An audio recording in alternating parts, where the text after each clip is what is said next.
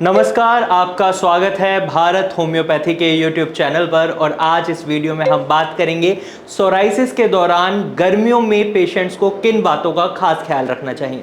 अक्सर आप देखते होंगे सोराइसिस जब किसी भी व्यक्ति को होता है तो सर्दियों के मौसम में सोराइसिस बहुत ज़्यादा बढ़ जाता है और वहीं गर्मियों के मौसम में सोराइसिस थोड़ा ठीक होने लगता है।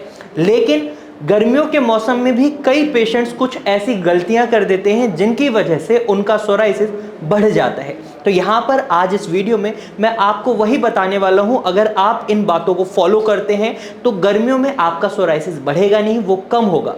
तो चलिए कुछ टिप्स को जानते हैं जिनकी मदद से आप सोराइसिस को गर्मियों में बढ़ने से रोक सकते हैं। नंबर 1, गर्मियों के मौसम में आपको दिन में कम से कम 2 बार नहाना चाहिए।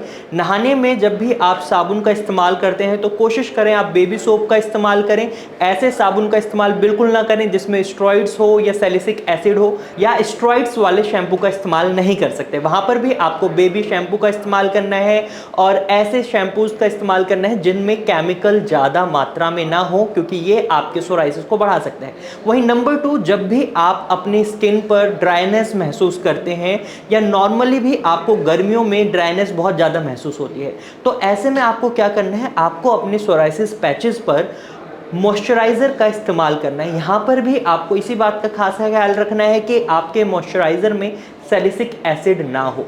आप यहाँ पर बच्चों वाले मॉइस्चराइज़र का इस्तेमाल कर सकते हैं, साथ ही साथ आयुर्वेदिक मॉइस्चराइज़र का भी इस्तेमाल कर सकते हैं। इस बात को खास ध्यान रखिएगा कि उनमें केमिकल बेस्ड कोई भी प्रोडक्ट शामिल ना हो, क्योंकि अगर केमिकल बेस्ड प्रोडक्ट का आप इस्तेमाल करते हैं तो इसकी वजह से आपका सोराइसिस एग्रीवेट हो सकता है। वहीं गर्मियों में स्वेटिंग की प्रॉब्लम बहुत ज़्यादा देखने को मिलती है, पसीना आता है और आप सभी को पता है पसीने में टॉक्सिन्स की मात्रा भी ज़्यादा होती है। और जब ये पसीना आपके सोराइसिस के पैचेस पर जाकर लगता है तो ये आपके सोराइसिस को और ज़्यादा एग्रीवेट कर देता है। तो यहाँ पर आपको पसीने से भी बचना है, स्वेटिंग से भी बचना है। तो जब आपको पसीना आता है तो इस सिचुएशन में आप अपनी पॉकेट में या तो टिश्यूज को रखें या फिर वाइप्स को रखें और उस पसीने को तुरंत के तुरंत वहां से हटा दें, ताकि आपके सोराइसिस के पैचेस में वो टॉक्सिन्स इकट्ठे ना हो जाएं और आपका सोराइसिस बढ़ने न लगे। अगर आप इस बात का खास ख्याल रखेंगे तो आप देखेंगे आपका सोराइसिस नहीं बढ़ेगा। वहीं आपको एक बात का और ख्याल रखना है कि गर्मियों के मौसम में जब भी आप कपड़े पहनते हैं तो कोशिश करें आप कॉटन से बने हुए कपड़े पहने।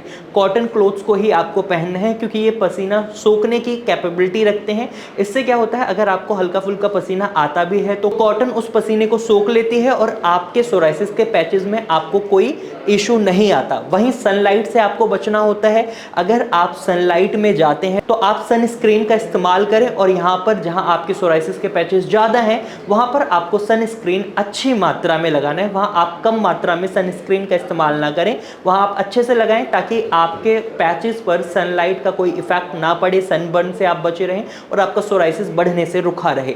और यहाँ एक बात का खास ख्याल रखना है, कई पेशेंट्स को ये लगता है सनलाइट से उनका सोराइसिस ठीक होता है। जी हाँ, आपको बिल्कुल सही लगता है, लेकिन सनलाइट से सोराइसिस जब ही ठीक होगा जब आप अर्ली मॉर्निंग यानी बिफोर 30 टेम्परेचर आप सनलाइट लेते हैं, 5 से 10 मिनट की, 15 मिनट की। इससे ज़्यादा अगर आप सनलाइट ले रहे हैं तो इसकी वजह से भी आपकी स्किन पर डैमेज पहुंचता है। ये गलती आपको नहीं करनी है।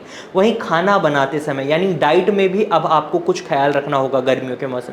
अगर आप खाने में बहुत ज़्यादा मसालेदार खाना खा रहे हैं, खासकर गरम मसाला डालकर खा रहे हैं, तो ये आपके लिए बहुत खतरनाक है। वहीं अगर आप खाने में नमक सही मात्रा में डाल रहे हैं, अच्छे से नमक वाला खाना खा रहे हैं, मसालेदार खाना खा रहे हैं, तो ये भी आपके लिए खतरनाक है। इससे भी आपका सोराइसिस बढ़ता है, शरीर में गर्मी बढ़ती है।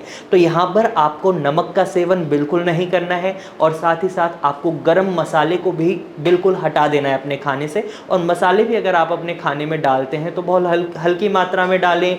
हल्दी का इस्तेमाल आप करें, ये आपके लिए अच्छा रहेगा। और साथ के साथ मैं आपको ये भी बताना चाहूँगा, अगर आप जंक फूड खा रहे हैं, पैक्ड फूड खा रहे हैं, तो इन फूड आइटम्स को आपको अवॉइड करना होगा, क्योंकि ये आपके शरीर में गर्मी भी बना रहे हैं और साथ ही साथ टॉक्सिन्स भी बहुत ज़्यादा बना रहे हैं, जिसकी वजह से आपका सोराइसिस एग्रीवेट हो सकता है। इस बात का खास ख्याल रखें। अब इसके बाद आपको कुछ और बातों का भी ध्यान रखना है। इसके साथ साथ आपको स्ट्रेस बिल्कुल नहीं लेना है, क्योंकि अगर आप स्ट्रेस लेते हैं तो इसकी वजह से आपका इम्यून सिस्टम हाइपर एक्टिव होकर आपके स्किन सेल टर्नओवर टाइम को और ज़्यादा डिस्टर्ब कर सकता है।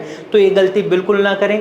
कोशिश करें आप स्ट्रेस से बचने के लिए गाना सुनना अगर आपको पसंद है आप गाना सुनें, योगा करना पसंद है योगा करें, डांसिंग पसंद है तो डांसिंग करें, लेकिन किस बात का खास ख्याल रखना है? स्वेटिंग ना हो, इसके लिए आप एसी में डांसिंग कर सकते हैं। इसके साथ साथ अगर आप अल्कोहल का सेवन कर रहे हैं, सर्दियों का मौसम हो, गर्मियों का मौसम हो, उस समय आपको अल्कोहल और स्मोकिंग को बिल्कुल अवॉइड करना होता है जब आप सोराइसिस का ट्रीटमेंट ले रहे होते हैं। और कोशिश करें आप दिन में कम से कम 4 से 5 लीटर पानी जरूर पिएं ताकि आप अंदर से भी हाइड्रेटेड रहें। आप मॉइस्चराइज़र लगाकर अपनी स्किन को बाहर से तो ड्राइनेस से बचा सकते हैं, लेकिन अगर आपके शरीर के अंदर ही ड्राइनेस हो रही है तो उससे बचने के लिए आपको क्या करना है? आपको पानी सही मात्रा में पीना है। और जब आप पानी सही मात्रा में पीते हैं तो आपके शरीर में टॉक्सिन्स भी नहीं रहते, क्योंकि आपकी किडनी उन्हें अच्छे से फिल्टर आउट कर यूरिन के थ्रू बॉडी से बाहर निकाल देती है। तो इन बातों का अगर आप ध्यान रखते हैं तो आप गर्मियों में सोराइसिस को बढ़ने से रोक सकते हैं और बहुत जल्दी आप अपने सोराइसिस में रिकवरी देख सकते हैं। अगर आप सोराइसिस को फेस कर रहे हैं और आप बहुत ज़्यादा खुजली, दर्द, बर्निंग सेंसेशन, हल्की सी सूजन को फेस कर रहे हैं और इरिटेशन महसूस कर रहे हैं तो आप भारत होम्योपैथी की डॉक्टर की टीम से कंसल्ट कर सकते हैं, क्योंकि यहाँ पर कस्टमाइज्ड मेडिसिन दी जाती हैं जो पेशेंट टू पेशेंट वेरी करती हैं। अगर आपके मन में अब भी कोई सवाल है तो आप कमेंट सेक्शन में जाकर अपना सवाल पूछ सकते हैं, या फिर आप हमें कोई सजेशन देना चाहते हैं तो भी आप कमेंट सेक्शन में जाकर हमें सजेशन दे सकते हैं। अगर आपको ये वीडियो अच्छी लगी है तो इस वीडियो को लाइक करें, साथ ही ये जानकारी आपको यूजफुल लगी है तो आप इसे अपने दोस्तों और रिश्तेदारों के साथ जरूर शेयर करें। और अगर आप ऐसे ही इंफॉर्मेटिव वीडियोस और देखना चाहते हैं तो आप हमारे चैनल को सब्सक्राइब कर सकते हैं और साथ ही साथ बेल आइकन को दबाना ना भूलें ताकि आपको वीडियोस के नोटिफिकेशन तुरंत मिल सकें और आप इस जानकारी का जल्दी से जल्दी फ़ायदा उठा सकें। Thank you for watching.